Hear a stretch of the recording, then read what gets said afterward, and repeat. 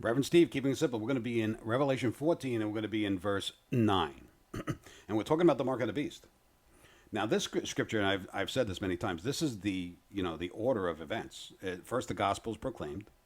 Then Babylon falls. And after Babylon falls, the three angels proclaim this. Then the mark of the beast is implemented. So I don't believe Babylon has fallen yet. So I don't think the mark, many believe that the Jimmy Jab is the mark of the beast. I don't believe that yet. I believe it's going to be something like that. As I could see today in technology, I don't know what's going to be in 5 or 10 years. It could be a year from now. We don't know. But this says the punishment of those who take it, who desecrate the temple of God. Even though we have people that are not born again, man is made in God's image.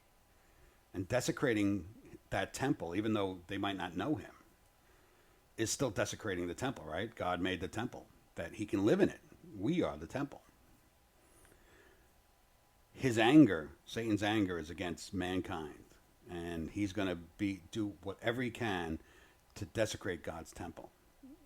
Besides those who don't believe, he's going to try to desecrate those who do believe and force them to take this, okay? Take the mark.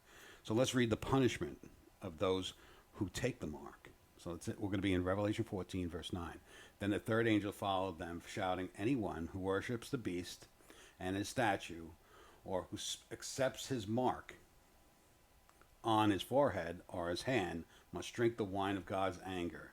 It has been poured out full strength into God's cup of wrath, and they will be tormented with fire and burning sulfur in the presence of the holy angels and the Lamb.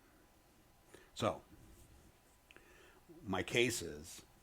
this is my case, that the temple of God is within us, and the temple was destroyed in 70 AD, the physical temple.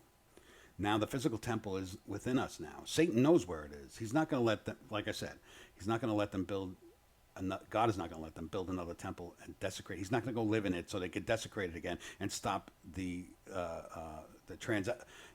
sacrifices. That's already done. That's done. We have to open our eyes and spread this out a little bit in God's eyes, because it's timeless. You understand? It's not in just one lifetime.